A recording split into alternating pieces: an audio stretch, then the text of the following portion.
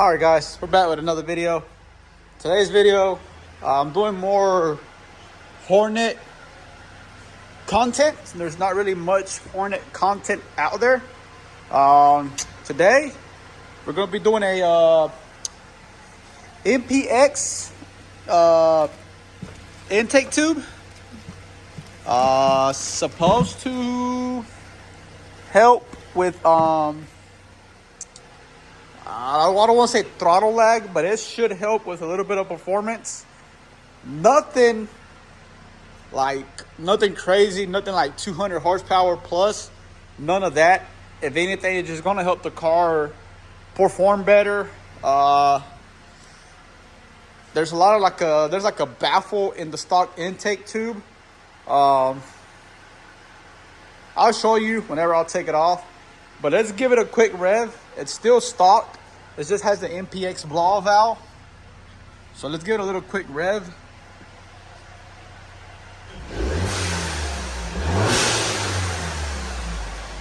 That's how it sounds with the MPX blow valve. It's nothing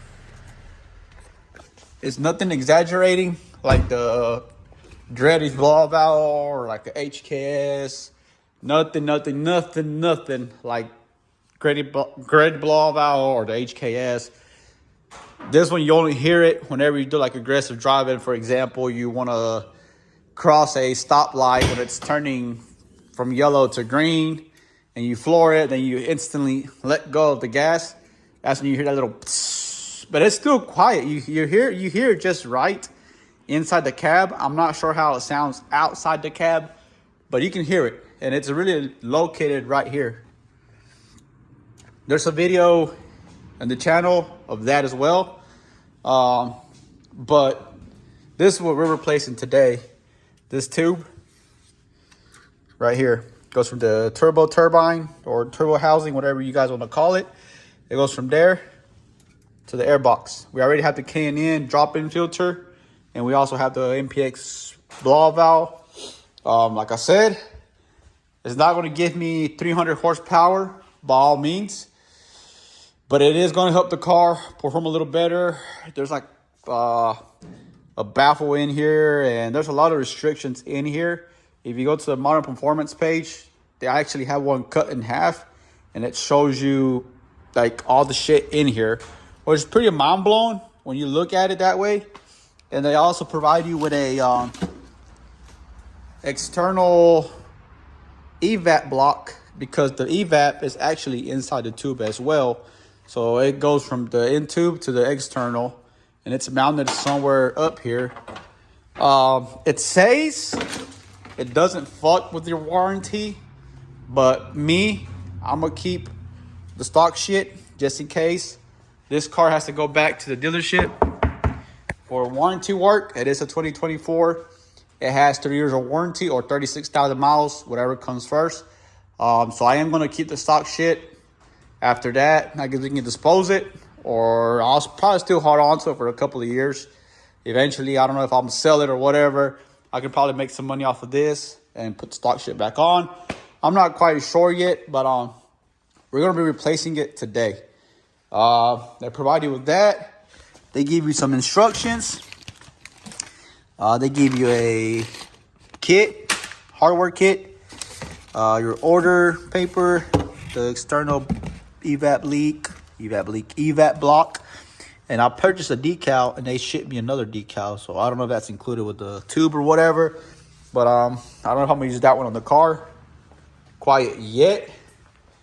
I kind of want to put like a decal somewhere there. Probably gonna put it there, but I don't know if I'm gonna use this one yet, the one I purchased or the one they provided. We do have a new refrigerator, so I'll probably just put this one here. Not sure yet, but we're gonna hold on to both, and then we'll see which one goes with it. My wife's not a big decal person. It is her car at the end of the day, but I can't keep nothing stock. So in this performance mods that doesn't need any tuning. Apparently this one is guaranteed not to give you a check engine light, and it's guaranteed to not fuck with your warranty. But still, if I was you and you're doing this mod, We're surrounded by a bunch of dealerships that like to bullshit you whenever you take your car in. It's all about making a dollar, because warranty doesn't, how will I put this? Warranty jobs, they don't make enough money off of them, so they really don't give a shit. For example, this is what I was told once by a technician. Warranty jobs, they predict the amount of time you're going to spend working on it. For example, 3 hours, and you last like 6 hours working on it, then you're automatically losing out on 3 hours. That's why they try to push warranty jobs out, or they're trying to find some bullshit excuse. Well, oh, look, you tampered with this, you tampered with that, yada, yada, yada. You don't have a Mopar filter. You're using Mobil 1 oil instead of using Pennzoil, because Pennzoil, that's what Mopar uses. They find anything stupid, literally. And for example, with the Canyon drop-in filter, this is exactly why I put this decal on it. Canyon air filter used will not void vehicle's warranty. Exactly why I put it on here, because I already took this car to the dealership with that filter in there. And I promise you guys, dealerships will find something to get you with. And I'm not going to be the one. So whatever. I'm keeping my stock shit just in case this car has to go back to the dealership for warranty work or whatever. Knock on wood and whatever. I can just put that shit back on. It says like 30 minutes at the most. But whatever, let's get to it. No yip yapping and more doing.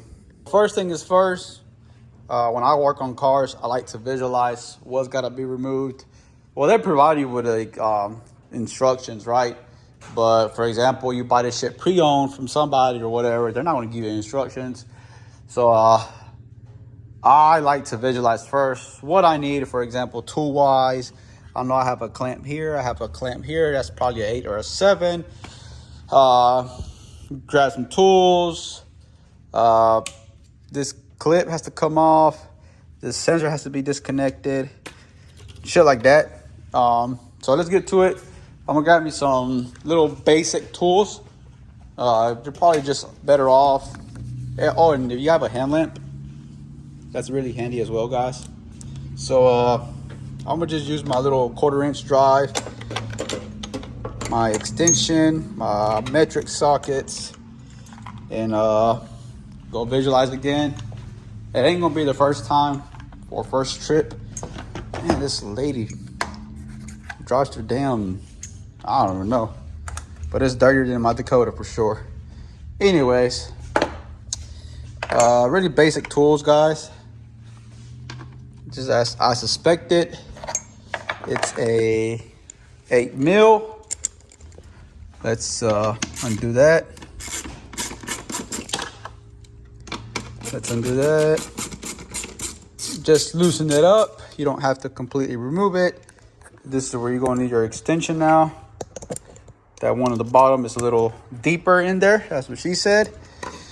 But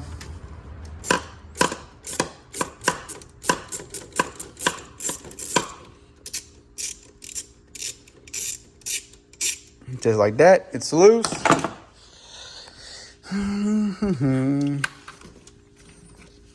That one has a zip tie with a little Christmas tree clip sort of thing.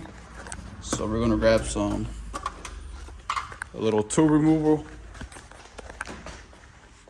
So let's remove it. And be careful, guys, because heat is really rough on plastics, especially this cheap little plastic. I mean, the car is brand new practically, but it doesn't mean it ain't brutal on it. Oh, see, this is the evap system, and I was just about to yank on it. So for that, guys, you want to get yourself a flathead like this one. And for this one, for these, you press on the tab like so, inward and then outward. Same deal here, inward. Well, you press it up, inward, Damn. All right, so I can't school y'all if I don't know. Okay, so I was actually pushing the wrong side. I had to push this side right here. But that one was facing downward. But anyways, same deal. Push it. As you can see right there. You push it, and that lip kind of goes inward, and then you let go. So you push it down, you push it inward, and then you pull it out like that. So now everything seems to be disconnected. Make sure everything is disconnected before you start yanking shit. Oh, look, another boat. And I also believe that one's not an 8. I believe that one is a 10.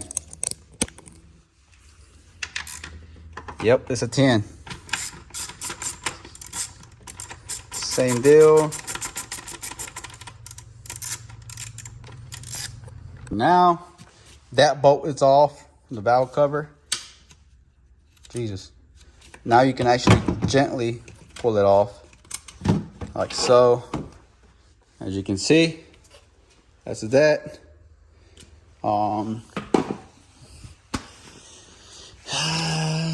Then open your replacement part, like so. Then just throw it in there. Voila, you're done. It's like nah. So I really do think Modern Performance needs to make an oil catch can of some sort, because there is oil in my turbo, and I believe that is blow by.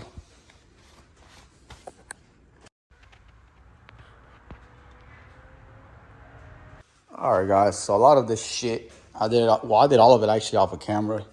I don't want to bore y'all with doing this, doing that, do this, do that. But let me give you the walkthrough. Excuse me. So this little vent right here is over here in the zip tie, right? So this one, you pretty much have to undo this harness with the red clip right here, and unplug it.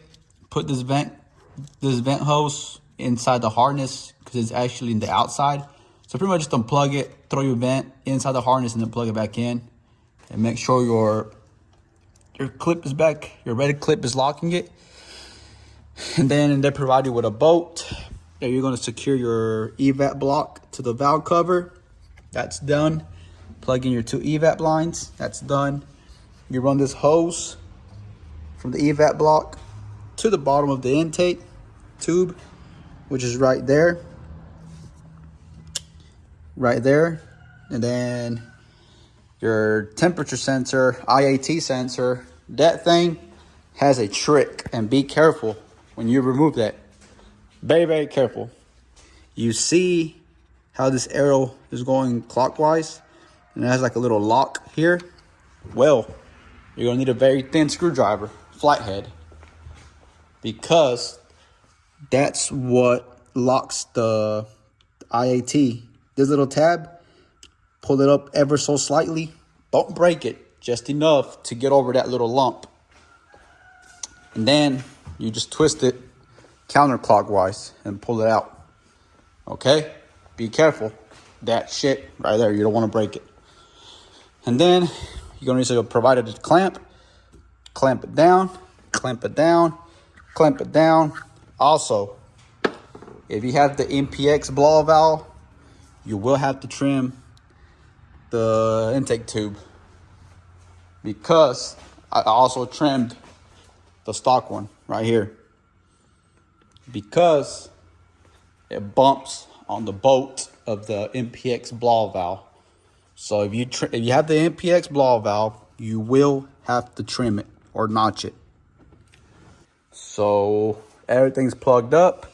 I just have to move these things around. I have to, instructions do say to relocate the radiator hose to the core support with the locking tabs. So I'm gonna do that and show you, then we'll start it up together and see how it sounds. So in this instructions, you really can't see where it tells you to mount it. this one right here, but this one, it just stays in the core support. So I'll put it here, and I put this one right here by the fan. But be careful, make sure it's not rubbing up against the plug and it's not kinked at the bottom. So just, you know, make it work. Make it make sense.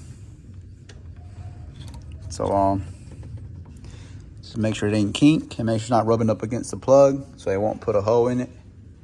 So everything is buttoned up, overfill secured. Kind of want to zip tie this shit over here to something, but we'll secure this in a bit. But let's turn it on and see how the turbo sounds. All right, guys, moment of the truth.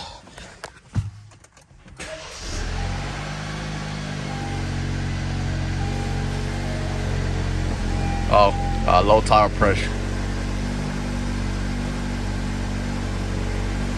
Let it warm up a little bit, then we can give some throttle.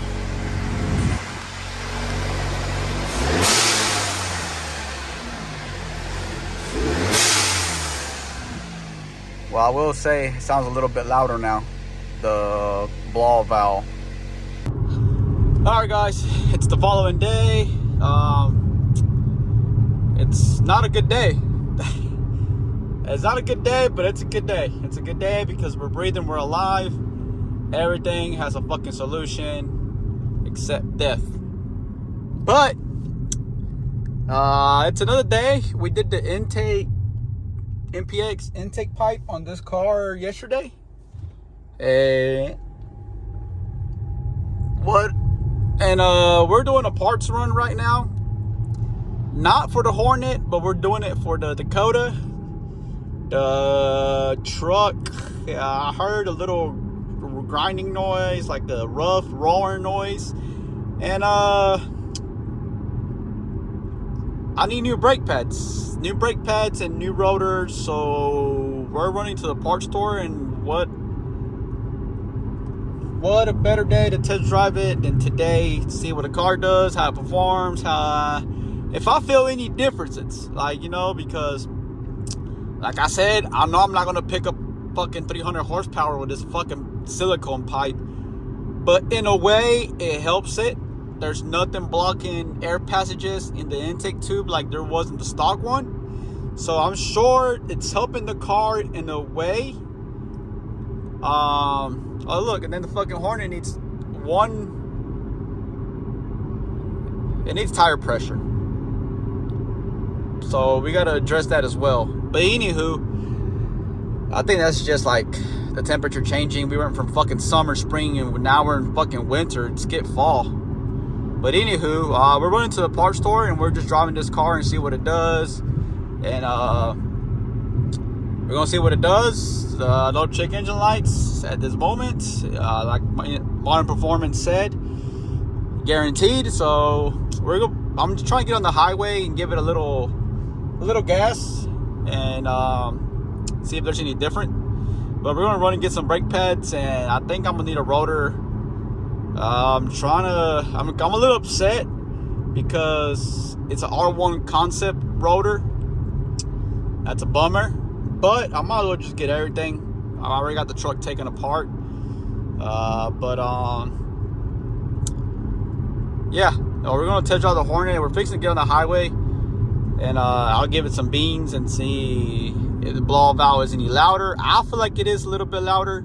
I revved it yesterday a few times, and it sounded a little bit louder. So we're just gonna see if there's any difference, like in the performance, like throttle lag or no throttle lag, or some throttle lag, or is it better on throttle lag or no throttle lag. We'll see. But I want to see if there's any different. But it does look cool. Like I said, it is helping the car, I'm sure, in one way. There's nothing blocking the air passages. So the air passage in the intake tube, unlike the stock one, you had like a muffler and you had the evap shit, all that shit going through it. But we're about to give some beans here and see what it does. All right, we're on the highway, about to give it some beans.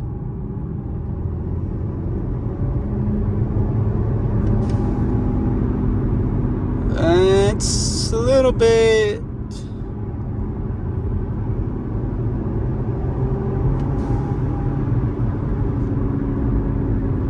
It's a little bit responsive. It's not even in sport mode.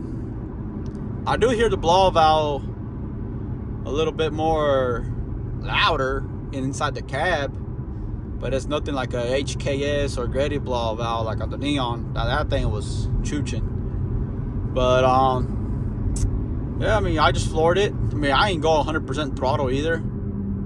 It's the 60. It's a 55 speed limit, and policemen tend to be a little hot here, so I don't want to floor it, because believe it or not, this little car picks up to 70 real quick. Look at this stupid motherfucker.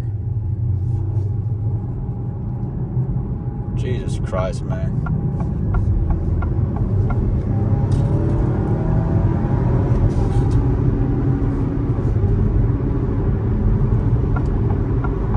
Well, I actually floored it there.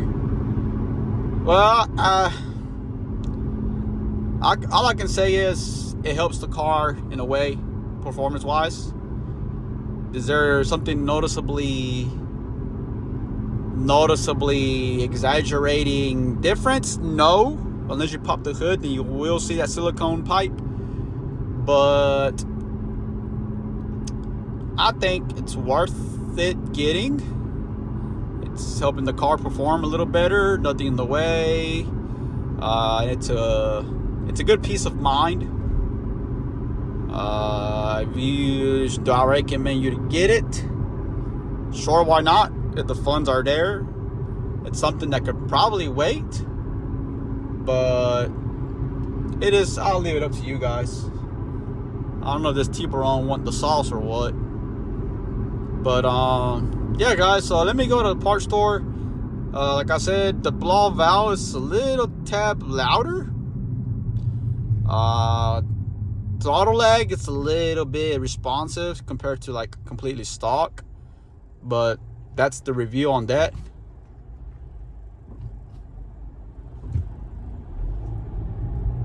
What the fuck? This motherfucker cannot drive stick shift for shit.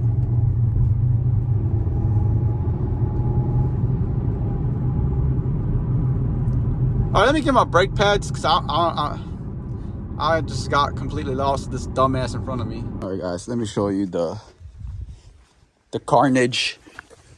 Yeah, see that shit? That's pretty damn deep. Otherwise, I probably would have gotten them turned. But, oh well. Everything has a solution but death. This is the brake pad. It's all cracked and shit. Missing meat. But, oh well, as long as there's spare parts, I reckon. Let's go, let me go ahead and change this shit, guys. This is probably gonna be it for the Hornet video. Like and subscribe, and I'll catch you in the next one. Peace.